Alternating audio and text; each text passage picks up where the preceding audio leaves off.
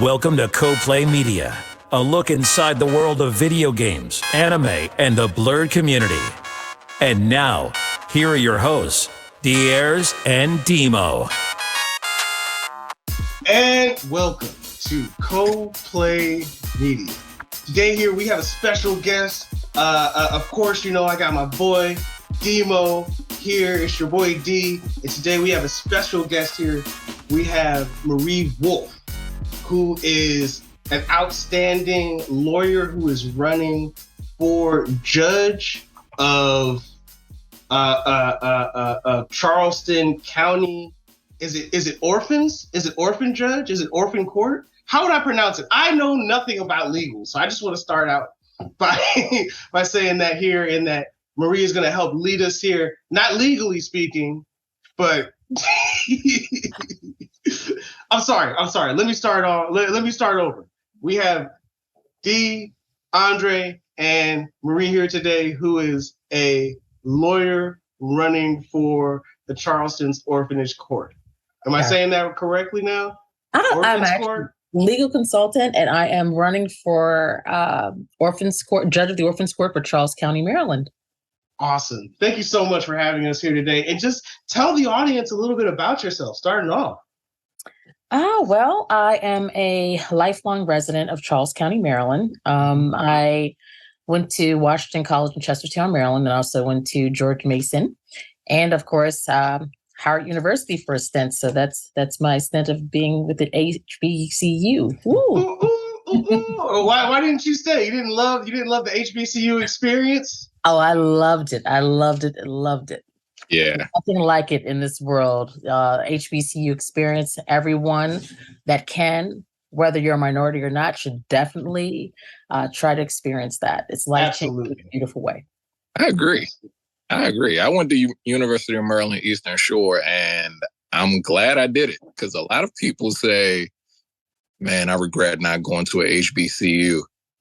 But it's a good experience. The culture, everybody there is like family. It's like being at a family reunion every day. Shoot, especially the area.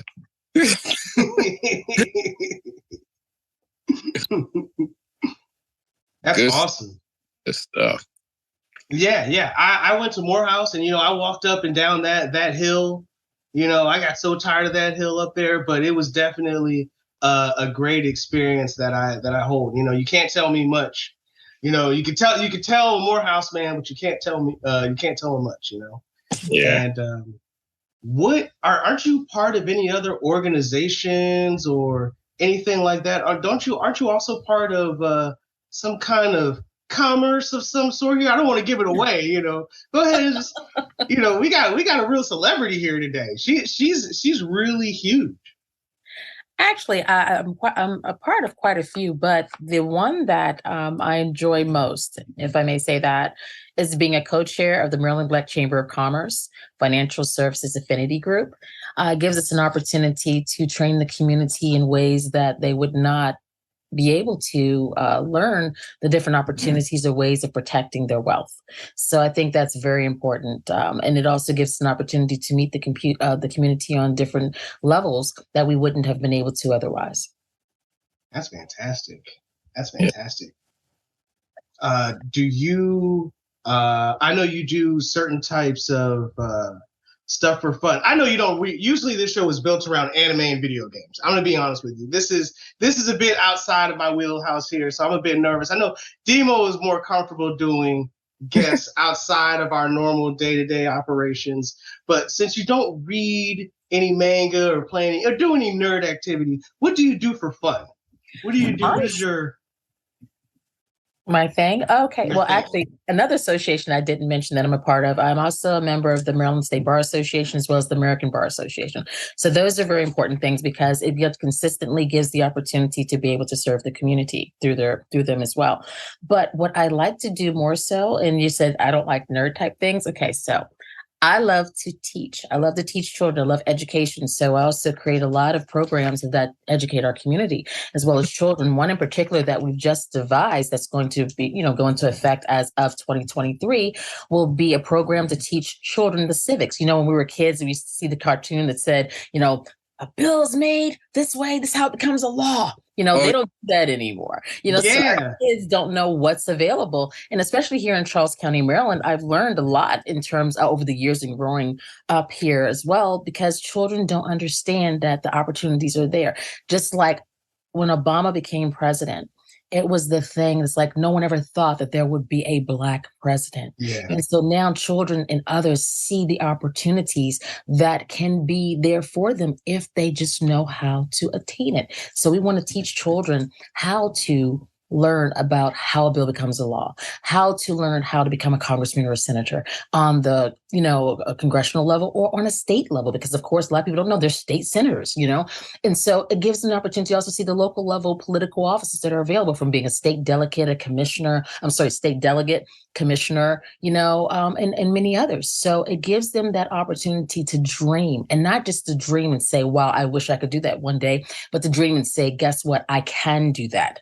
And I'm going to make it so it's going to be a goal of mine to do that one day. So I think those things are important. Education is key. And what our children don't know can't help them. Yeah, I like that you said that, because a lot of things I know for myself as a Black man, I grew up in the Maryland and DC area. A lot of things I just didn't want to do because I didn't even know how to go about it. Mm-hmm. I didn't know the first steps to starting a business. I've done pretty well for myself, going to school and stuff. But if I wanted to start a business younger, I didn't know how to. Mm-hmm. And I think it's important, to teach people how to do that stuff, just so it's not as intimidating when you actually do want to go into it. Because I think if it's taught in school, you're used to it. You have the knowledge, you know what to do with it. And I think when you're younger too, you're more eager to jump out and do stuff like that. I agree. And that's also another program we have here in our county, as to where I've been doing this actually for approximately 15 to 20 years.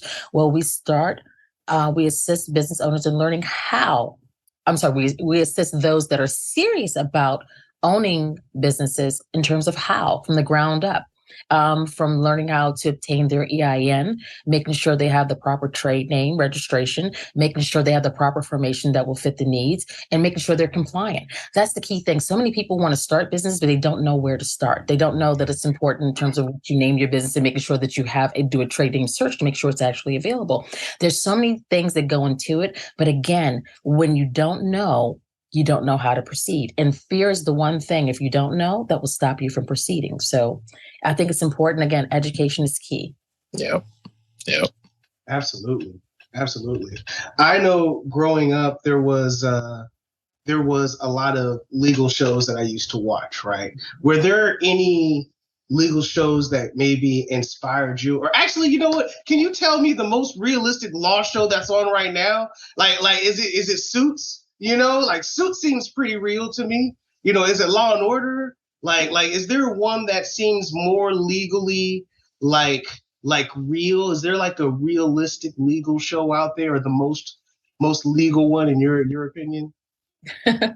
Well, actually, I've always watched quite a few. I when I was a kid, and then you're probably going to laugh at this, I used to watch Chips because it was a sense of justice, and I loved Eric Estrada. So I don't know what it was about him on that motorcycle. You're just like, oh, he's so cute. But, I love that. But all jokes aside, I love a show called Diggstown. Diggstown is amazing. It's out of Canada, but it's an African-American female lawyer, and she is simply amazing. It comes on BET Plus. They're on, a season break right now, but that is one of the best shows that I've seen to date. Suits is great, but that show, if you look it up, Diggstown is amazing. Diggstown. I definitely have to look it up. I've never heard of that show. Now, when you first went to college, right? Did you know that you wanted to be a lawyer? Because I know a lot of people kind of get to college, and we're kind of guessing, I know I was guessing. Yeah, a lot of people are winging it in college. Did you go to college knowing that you wanted to become a lawyer or a judge, for that matter? Yeah. Well, the thing is, both of those are still within, the mindset of many people when they're young. At the age of 7, I always wanted to be able to provide justice. I grew up and I always wanted to make sure that I was the peacekeeper. I grew up and I always wanted to make sure that I could make things better for others. And so I became that person in my family and with friends and with many people in the community as time went on, to be able to be a problem solver. And that can be a blessing and a curse. Believe that. So that being said, but I enjoy it because the thing is, there has to be someone that feels more accountable in terms of being, available for the community. Majority of the clients I see as a mediator are clients that have lost loved ones. You'd be surprised if you don't have the proper documentation in place, how that can tear a family apart. So that pretty much, just kind of going to a little bit to the side of what you asked me, but those things were very important to me, just making sure to put the pieces together for people. As a legal consultant, it gives me that opportunity to work on that, and helping people with their businesses as well as with their estate planning. And also, as a mediator to help them to kind of pull the pieces together when things don't go so well. That is amazing. You are awesome. You're awesome. You're fantastic. This is great. Are you a big fan of YouTube? I'm sorry, I'm just stuck on just shows right now. Like this is I like watching a lot of Legal Eagle. And have you ever seen Brian Tyler Cohen? The Brian Tyler Cohen show? I have not. You have not? It's No. I'm not sure if he's a lawyer, but he's in a suit and he's always talking about political events. So he seems like a lawyer. But there is always things like Legal and such online. Is there any places that I can go where one can gain a better understanding of certain legal aspects in their free time, or maybe something fun and educational that somebody could find online that might give them a couple of tips of where they can, be more, what you say before, gain more of a knowledge of civics, Yes. Well, the thing is that aside from, the educational experience, there are, we can't listen to everything that's on YouTube because some people are knowledgeable, some are not. Some feel they're knowledgeable, but unfortunately they are not always knowledgeable. So it's important to be able to, really look into what it is that you're believing, because that can make the difference between you knowing something that's proper or not, or accurate or not. I would think more so, and this is going to sound really old fashioned and a little unique, but I think if someone really wants to know, there are a billion bookstores. I'm a Books a Million fan. I love that. I'm an online research person. I love that. I am a person that loves the library. And of course, many people don't like the library anymore, but if you want to learn something, you are definitely going to make sure that you go to a bookstore or the library. But also there are many classes online that can definitely provide knowledge. I will say this, there are, even though it's with Maryland State Bar Association, American Bar Association, there are some classes that are available that they have that are just general, that you don't have to be a member to take advantage of. So I think it's just depending on the types of groups that you're affiliated with. Look up, so if someone's really interested in looking more into business or for law and corporate law, things like that, or how to start a business. Those things are so important to be able to kind of do some research on the internet and see what groups actually provide that. Look up your local, your local libraries and go out there and just kind of fish it out. I would say that, or call a company like Wolfe, and we can help you too, because we offer a plethora of training programs that deal with estate planning, business development, business formation, and a variety of others. So, just kind of search out the companies that can provide that, because there are quite a few out there that are very valid in terms of the knowledge that they provide. How has COVID impacted your life and your business? Wow, that's a good question. Prior to COVID, we would have training programs every weekend, and probably be about 25 to 30 people, sometimes 50, depending on, where we were having them. And I used to have quite a few in my office, 25 to 30 people, and it would be great. COVID hit. And of course, it ended up being a situation where, okay, I'm not coming out, it has to be a person, in-person thing, because no one wanted to get sick. No one wanted to, to end up in the situations we thought at the time to be very detrimental, even though things are starting to dissipate a little bit with COVID now. So we took our trainings online. Okay. And then you mentioned YouTube. We have a YouTube channel as to where we provide a lot of the trainings as well. So sometimes with our clients, if the clients choose to, we also do an interview with our clients to give them the ability to express themselves and who they are and what their company is about, because that can also be their one-page, technically, video that will give others the opportunity to see who they are. So, for example, one of our clients actually took advantage of that, and we were actually able to assist them in winning submitting a proposal, and they got a contract for 10 years for a very wonderful, I will just say, a wonderful opportunity. Okay, let's put it like that. And so the thing is that they talked about, they're like, yes, we want to do a video. So what they did was we had an interview with them. They took that video, they sent it to someone else, and that person decided to hire him. Wow. 10 years is huge. Yeah. You're a made man after 10 years, 10 years. Well, depending on the size of the contract too now. True. But yes, 10 years for any contract, depending on how it's negotiated can be good. Yeah, usually you hear 5 and that's about it. After 5, it's like we're trying to find somebody else. Well, depending. See, remember with that too, and this is just my opinion. Depending on how that contract's devised, if you're not doing a good job, it may not last 5. It just all depends, it's like on that. So a bunch of options. Exactly. So I know Demo is in music, right? He has an inspiring music career that's going on. We run into other people. But as far as an artist, what, in your opinion, what advice would you give him as far as legalities of working in music, or the legalities of that industry? Gotcha. Can't talk about the legalities, but I will state this in terms of my opinion. My opinion would be, if you're going to the music business, make sure that your manager is one you can trust. Make sure that you have ironclad contracts that protect yourself. Make sure that you know the odds and ends of everything that's going to be surrounding what you're going to be doing. Make sure you know who you'll be working with as a whole, whether it be the musicians or other people that will come in for a variety of other services that will be provided. Make sure you know your bottom number as to what you will be making, and make sure that it doesn't end up in the deficit of where they're getting more than you because you're providing the service. Nice. Sure. You see?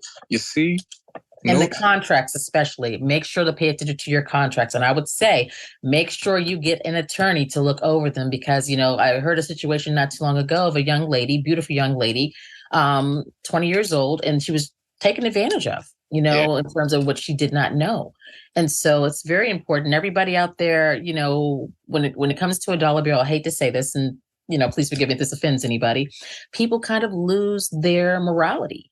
And, they put money before people. And that's the last thing in the world that people should do, because reputation is everything. And without it, you're nothing. So make sure that the person that you're working with, one, has an ironclad reputation. Do some research. It's wonderful. It's exciting because you're like, wait a minute, I can get my first record deal. I can get my, get things going the way I need them to. But make sure not to be so excited that you miss the cart. All right. Good advice. No, that wasn't advice. Good point. Good points. I mean, it's funny you say that, because I notice a lot of people who do have passion for the industry, once they get into it, they realize, oh man, I'm in too deep, or I didn't know what was going on. And then somebody who really should have been one of the rising stars will lose all interest, lose all the passion for it, because the business side wasn't right. Mm-hmm. And I think it's important, like you said, for people to, do their research, know who they're working with, and know what their bottom line is, because really that's the only way to gauge if things are going the way that you need it to go. But with that being said, orphan court. So what is that process like, being or trying to be elected judge of orphan court in Charles County? Wow. Well, before that, I got to start out by saying it took me a while to figure out what orphan court was. Like, I first saw that, I was like, we got to get Marie in here. She's going to save the children, You know, like she's got to save some babies because there's orphans court, and this is a big deal, and no one has talked about this. Nobody about I was going to ask, could you please give a breakdown of what all that includes too? Because I think there's a lot of people who really just don't know. Yes, indeed. And to go back to what you were saying, Andre, too, before I go into that, even with like in the music business, branding is everything. Who you are, what you bring to the table, and how you have derived to your reputation as a brand, because as a person, you're also your own brand. And in terms of the Orphans Court, I would have to say I attended a wonderful TKO dinner a few months ago, and I sat beside some that were politicians and some that were aspiring to become politicians that were running in the primary at the time. And we talked at the table, and one of the ladies said, you know what, I've heard a lot about you and what you like to do for the community. I've heard about some of the pro bono services that you provided for, for seniors in terms of their healthcare proxies and those and things of that nature. I said, well, that's wonderful. She said, it's a wonderful thing what you're going to be able to do with those babies because of your personality. So I stopped for a minute and I said, well, what do you mean?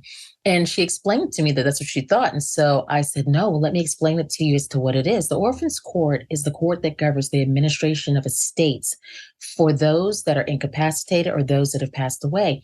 The portion of it that covers, children has to do with if both parents pass away or the guardian, if they have one parent and the guardian passes away, then we have the responsibility to assist in appointing guardianship to those children. Yeah. So in some cases that also supersedes the Orphans Court, will then go to the circuit court depending on the situation. Wow. Okay. So it's a big deal. I found myself during the earlier part of my life, trying to fight for the preservation of life during the 104th Congress. I was an assistant lobbyist, and we fought for the 48-hour maternity mandated stay for women, which basically meant that if at the time, a woman didn't have the proper insurance, she wasn't getting the proper care. So they were being dismissed from the hospitals without receiving what they needed in terms of keeping them safe. So of course, that seemed kind of negative because majority of the women at that time more so were minority. So the fact of being is that sometimes they didn't fare out so well with their children. So the fact being was that we had to make sure we did something. So I worked with a lot of people in the industry that were fighters, and they gave me the opportunity to fight alongside of them and to learn, how to do so on the Hill. So needless to say, they won. We all won during the 104th Congress with Senate Bill 969 and HR 3103, which basically means that the woman has to have at least 48 to 96 hours in the hospital, regardless of the fact that she has insurance or not. So that was during the 104th Congress, which is many moons ago. So I'm not going to go into that because then you're going to kind of devise my age. But but now I find myself, wanting to definitely move forward in this because for a personal matter as well. My aunt, who was one of the monarchs of the family, passed away in 2016. Oh, I'm sorry. Thank you. And, I just thought that there were things that could be better. Everything has room for improvement, but I just felt that things could be better in terms of how we view those or provide services to those within our community. So with my experience being 15 to 20 years behind the belt and assisting in estate planning and knowing how, the administration of estates work and also assisting people with probate and those things, it just was in my heart to really move forward to be of service because, of course, we know 3 people are elected as judge of the Orphans Court in Charles County, and you don't have to have a legal background to do so. So with that being said, this is something that's very important. So if you're dealing with the administration of estates and you're dealing with, the livelihood of a person in making these decisions, I think that someone has to have more knowledge than just the want and the will and the ability within their heart to provide a service. You also have to have the knowledge. It's very important to do so. I agree. That's a great point. Yeah. So you don't have to have a legal background to do that. In Charles County and some other counties in the state of Maryland as well. That's strange to me. Places, not just state of Maryland, but other places. So in some places it's mandatory you have to be a lawyer. Some places it's not. It just kind of depends on how it's derived depending on the county. You would also be the first Black woman in that position too, if you were to attain it as well. Is that correct? I'm so glad you mentioned that. Yes, in Charles County, Maryland, I would be the first African American female to sit upon that seat. Yes, that African American male that was appointed, and yes, I would be the first African American female, and that means volumes. And not just because of the fact that I'm an African American female, because I can also bring to the table the knowledge and the skills to provide the position, but the fact is that it opens up the door for our young women within the county and other places to see that, you know what, just like with the Barack Obama, he opened up the doors for all of us as, as minorities in general, but especially for young Black men. And that these are things that you can obtain. Now, I'm not the first Black, I'm claiming it already. Yes, I am. But yes, you are. In our county, we're blessed to have, I believe, 3 African-American judges, and they're phenomenal women. I've had the opportunity to meet 2 of them and to speak with 2 of them, and they are just simply amazing. So we do have monarchs in our community as to where they definitely talk the talk, walk the walk, and they also give back to the community. And of course, Charles County right now, we had our first African-American delegate elected, I want to say close to 10 years ago, our first Black president commissioner about 10 years ago, our first state senator, African-American, 4 years ago. So Charles County's evolving quite well because now the diversity within the community is being set as to where the community leadership is now the type that can now look like the community. So everybody, whether you be African-American, Latino, Caucasian, it's an opportunity factor. Charles County now, and of course, as you see the article, but maybe you've seen the article, it's become very well known as one of the top key places for African-Americans in Maryland. Yeah, I believe that. I think a lot of us are starting to move out there, further south. And it's actually pretty nice. Charles County gets the reputation that it's too far from everything. But I think people are starting to realize that there is opportunity out there, number one. Yeah. And just, a better life for the families. Because like you said, which that's actually amazing. Only 10 years ago, that's fairly recent. The first Black electoral delegate. Yes. Yeah, that is super. That's amazing, but it's also correlating with how people are moving out there. So it's good that now that we are moving out there, we do have representation. And like you said, the kids can see that and they can aspire to want to be that when they get older. Because I think representation is very important. When it comes to that type of thing, you have to see yourself in the position. And like you said, Barack Obama was that person that showed us, as Black men, we could do this. Yeah. And the thing is, the community is nice. I actually have lived in the county since there was 1 lane coming into 28 and 1 lane going out. Okay, nothing but trees.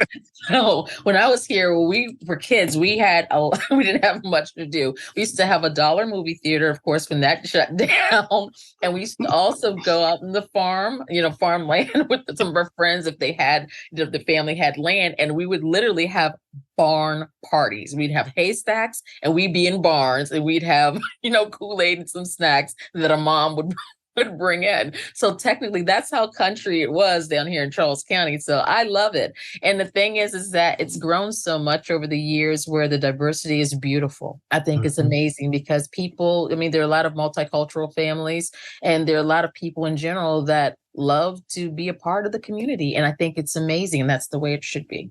I think it's beautiful that you have such grassroots to the community. How do you plan to continue to be a pillar of the community as time goes by, as you spend more time here? I think you're going to spend more time in the area. What things do you foresee yourself in the community that you would like to be a part of or add more to or whatever? I don't know, whatever. To be quite honest with you, there are 2 things. I also own a training academy. So with that being said, I want to continue to educate on things that matter most to the community. Not things that I think matter most, but things that the community need. Those things are very important because, of course, as we have the areas in Charles County that are more affluent, we have those that are not. And so it's, it's a win-win situation in terms of the balancing to a certain degree. But in my eyes, I don't think so, because there are people in, more rural parts of Charles County that, are in need of things that people try to kind of bypass, like food, clothing, the homeless factor. It's not horrible, but again, it's there, it's everywhere. And so being able to assist with different programs, like, for example, I'm a partner of a program called Celestial Manna. And basically what they do is they help to provide food to those that don't have it, especially seniors, because you shouldn't have to decide between, hey, do I pay for my medication or do I eat? So we kind of, work together to try to find others that need that assistance in the community. And the COO is simply amazing. He lives in our county, and he is a young African-American young man, and he does a phenomenal job in doing so and getting the word out as well. So that's one thing. The other fact is in terms of course, the programs for the youth. The programs for the youth are so important to me because our babies are our future, whether it be for STEM programs, whether it be for just those that are interested in politics. Why not start learning about it now? Those that are interested in, legal writing, those that are interested in journaling, those that are interested in all types of different facets, art, being able to put their feelings into words. One of my clients is simply phenomenal. She has actually a magazine that she pays for, that she puts together, she projects for children. And what it does is she brings together at least 50 to 100 children. She lets them create that. That magazine is so thick, but the thing is that she lets them draw their art. They speak their words. And she's also helped save a lot of children because, of course, during COVID, people didn't understand. Parents had to work. Children were at home. It was a very interesting situation for people in general. If children needs to go to a mental health facility or to be able to have a psychiatrist or psychologist, you had a 6-month wait because it was that bad. And what she does is so amazing for the community because she gives them the opportunity to express themselves and put their feelings into words. And the magazine is amazing. She saved probably about 6 or 7 kids because of that. So cool. Those things are important to me. What's the name of the magazine? Oh, yes. If you look up Steffi J Creations, it's called Ink Babies. Ink Babies? Ink Babies. Yes, yes, yes. And she is simply phenomenal. And so those things are important. Being able to see a need in the community. And of course, we can't create the balance or the cure for every need, but the things that we do, if you come together in numbers, you'd be surprised what you can do. So one key is education. I love training. I love training on different facets. Of course, businesses for the last 20 plus years, that has been my key thing. I've been a business owner since I was 18 years old. So the thing is, I've been working since I was 14. So I'm no stranger to hard work. So the thing is that it's so important for us to devise different streams of income. That's one thing I was raised with all of my, family members being business owners. If you think about it in the past, we look at history and you say, well, at certain times, maybe people were maids or janitors or so forth, but no, look back at it for a minute. Mm-hmm. Yes, that person may have been a maid in that person's house, but guess what? They were a business owner. Yep. They ran the show. They devised this. They provide the service. So Those things all matter. And of course, we know the way things are going with this economy and the way things are going in general. You have to have a secondary plan, no matter who you are. You have to have a backup plan, especially if you have a family. Yep. So those things are important for me to provide more educational classes in terms of how to properly start a business, how to retain that business. If you already have a business, how to further develop it, how to obtain these contracts and grants that are out here, whether it be through the federal government or through the state. Those things are so important because the money is out there. Just like we give trillions and trillions of dollars away to other countries, there's money here too, but we have. And it's hard applying for those grants. It's hard applying for those grants. I don't know. They just keep failing a brother, man. And I wish someone would tell me why. They just tell me no. They just like, nah, D, we're straight. I'm sorry. No, you're no, you're fine. How about this? After this show, let's sit down and devise a plan to see what we can do to try to get you on. Absolutely. See? That's what we do. See, problem solving. Problem solving. I'm all about it. I wish too that when we were coming up, because I do notice that a lot of my friends that do have families that, they're used to owning and operating businesses, right? So for them, it's like second nature, like, oh, I want to start a business. But you have like folks like me, my mom worked for the federal government until she retired. But now that I'm doing it, it's like, how did you do this forever? The grind. All the way up until retirement. Like, I need to do something else. But I'm also in that category of people where, I don't really know how to go about starting a business. I wish they would have taught this in like high school or middle school or something. Stuff like that. I think that's definitely beneficial for kids coming up. How do you feel about schools possibly teaching that stuff to the younger kids just so that it's second nature, like math? I technically think it should be a necessity. I'll tell you why. Everybody learns in a different way, but God's blessed each one of us with a talent. Every child's not meant to go to college, but every child has to have a way of life to be able to provide a service to the community, to be able to take care of themselves and their families once they get married or when they decide to start a family.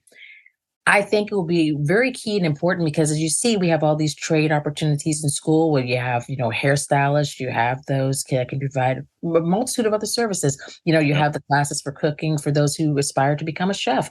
So what better way would it be for that to be a service as well, to show them how to compliantly get off the ground running to be able to become business owners? Yeah. That would be phenomenal. I agree with you. And the thing is, I wish that they provided that type of service because it would be amazing. Now, they have the technical and college business one-on-one that talks a little bit about it, but they don't go into the specifics of how to really get started, what's the most important things to look for. Hey, if this is this, if this name is here, and I decided to go ahead and start my business, how do I devise to find out, how do I do a trade name search?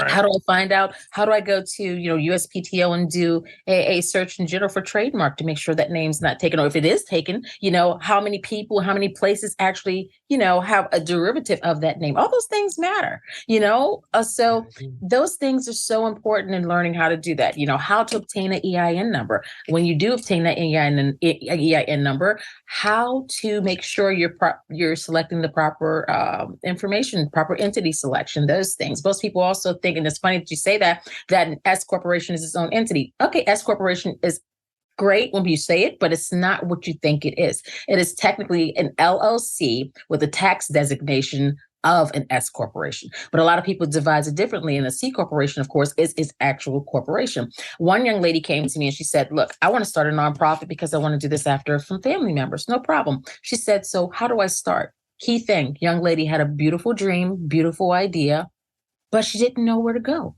And of course, she went to LegalZoom, and LegalZoom will charge XYZ to give basic paperwork. And I'm not saying anything negative about LegalZoom at all, because they do provide a good service. But the thing is that if it was meant for one shop all for all things, then everybody would have the same idea with things, and so it's a good start for people if they want to go that route. But I would say do your research and be a little more detailed. If you just want to hurry up and get yourself up the ground and running, then that would be, a no touch type of situation, and they would definitely provide the service for you. But if you want to sit down and really learn, then I would say go to a consultant that has experience. Let them teach you about the formalities of it. Let them teach you how, whether or not, if you want to devise a business in Maryland, DC, and Virginia, how to do so, or anywhere in the state. Those things are important. And unfortunately, unless you sit down and actually talk to somebody that's knowledgeable, you won't get the answers that you seek. Mm-hmm. That's real. That's real. I mean, I feel as if something about America is that they really make a lot of money off of your ignorance. Like I'm sure there's a free way that I could go about doing half of those legal things for my business.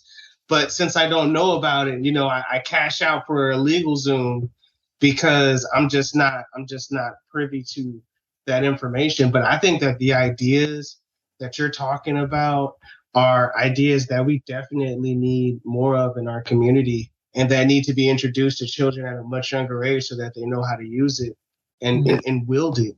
I'm gonna say this, Ms. Wolfe. If you so happen to have a training class for kids, I would Yes, and as a matter of fact, the class, and I'll go back to because I want to reiterate this because you know how some things we say can come back to for others to take bite it us. away. But LegalZoom does offer a good service, and that's nothing saying anything negative about them because they do. It's just that I don't think they have a consulting service that would then sit there and talk to people for hours or to train them on the process. But I think LegalZoom is also a very wonderful company. But the thing is, going back to what you were saying. Children, yes, I do. The one that I mentioned earlier, regarding the political process and making it fun for kids, and it's broken up into different age groups. 3 to 5. You think 3-year-olds are smarter than you think. Yeah. 3 to 5, and then we go from 6 to 8. 10 to 12, and it kind of like it goes from there. 8 to 10, and then from there. So we kind of break it down. We have approximately 5 different age groups for that level, which we're going to be working with, and we've devised little workshops that we're going to implement in the new year as well. So those things are important for us, and so some of them we'll have at the library if parents at the local library if some parents want to come out, or some of them if they want to do it virtually, we can do that too. So we definitely have a few things going, but more so than that, I want to talk about another program if that's okay. Absolutely. So within the new year, I think it's very important. Of course, we don't have a choice. People will be born, people will pass away. Mm-hmm. But the thing is, I think everybody deserves a fresh start coming to this world the right way. Of course, it's why I helped with the lobbying during the 104th Congress.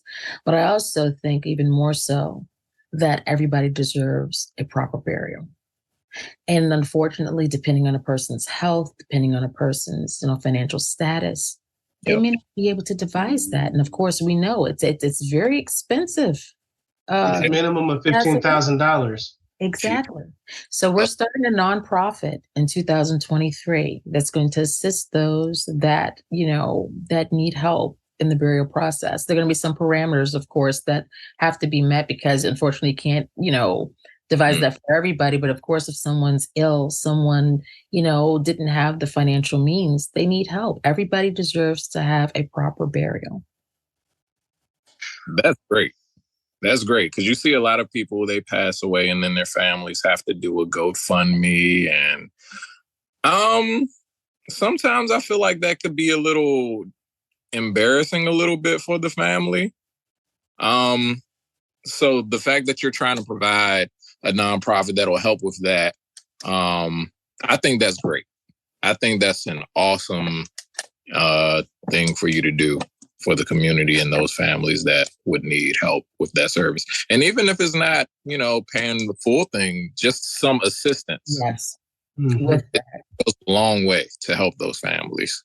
Yes. And we have a group of professionals, and we've all come together and we've talked about this matter because it's a lot more serious than people think, in reference to that. And so they are also professionals in the insurance industry that can also educate the community on ways of being able to obtain insurance if they're able to. Being able to obtain your medical directives, your, power of attorneys, your living wills, your last will and testaments, trusts, those things to bypass probate if they choose to. But the thing is that if you don't know it exists, you don't know that it's available to you. Right. So we're definitely going to provide quite a few training programs next year that are going to be devised in person as well as virtually so that we can kind of get the word out there so that we're all more educated on the process to protect ourselves and our families. That's fire. That's fire right there. That's great stuff. That's great stuff we need. I am so thankful that you came here today and to give us some knowledge. But before we go, I just want to ask you a couple of more questions about about you running. One question that I also wanted to ask is you're running as a write-in. Yes. Could you tell me why you're running as a write-in and what that process is like, and just tell me more about it. There's a lot of political terms that I've never had a chance to ask anybody about before, so this is nice. This is this is great. Well, I'll tell you, there's a technical difficulty, but even with the technical difficulty, my grandmom always mentioned to me that and my mother as well. If they give you lemons, or they don't even have to give you lemons, but if lemons appear, make lemonade.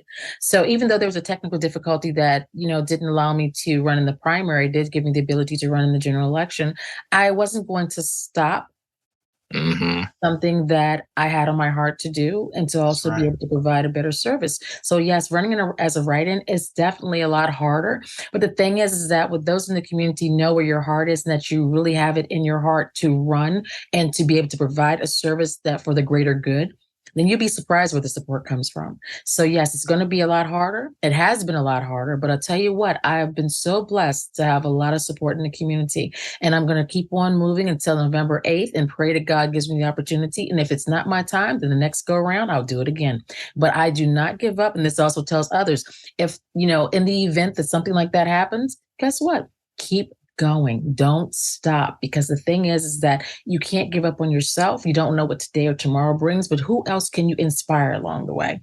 So anyone that wants to support me and also learn more about the write-in process, you can go to my website at www.electmariewolfe.org. That's www.electmariewolfe.org. And we'll kind of go over the process. That also gives you an opportunity to learn a little bit more about me. If you'd like to support my campaign with donations, I'd appreciate that as well, because it'll give me the opportunity to move forward towards these next less than 30 days to make it happen. So, any support is definitely welcome. And when those of you in Charles County that are listening, if I could get your support, I greatly appreciate it. When you go to the polls, you'll see on the ballot, you'll see 3 names, and then you'll see a section for write-in. In that section for write-in, check that box and write in Marie Wolfe. Awesome. Absolutely.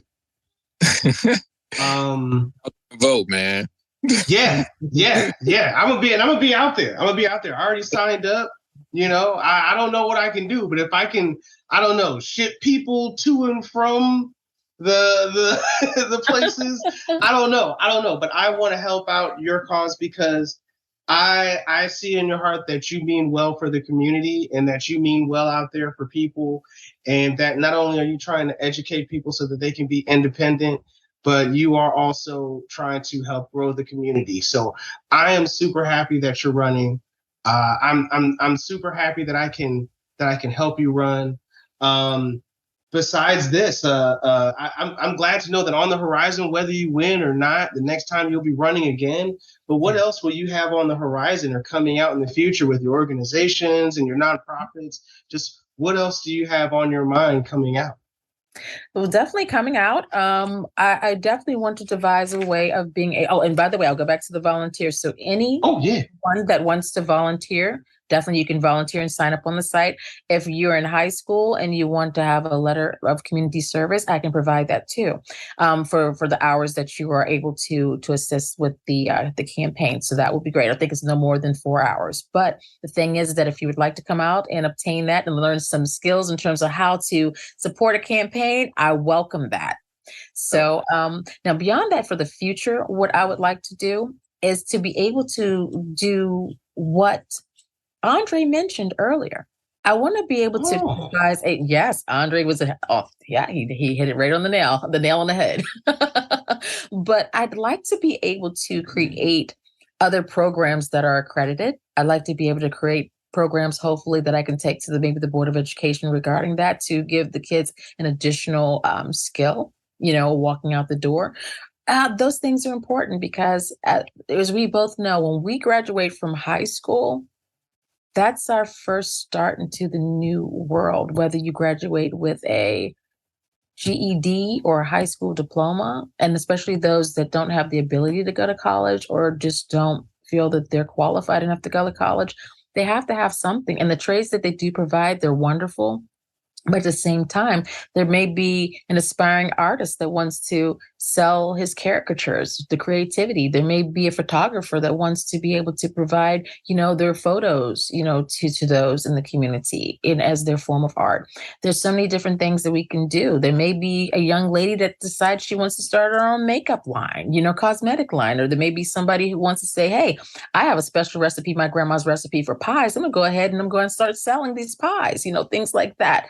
but being able to do it the right way. So we all think of success, we think it has to be something huge, but success is individual to each and every one of us. As long as you're doing what it is that you feel in your heart to do, you'll never feel like you've worked a day in your life because you're doing what's on your heart. Everybody's not meant to be a millionaire. Everybody's not meant to have, certain degrees, depending on what you feel in your heart. And then those that are, the thing is, it gives them an opportunity to have a choice. I think choices are very important. So definitely that's for the future, devising more educational programs, definitely getting this nonprofit, implemented in 2023 to be able to assist those that, that need funding in terms of the burial process.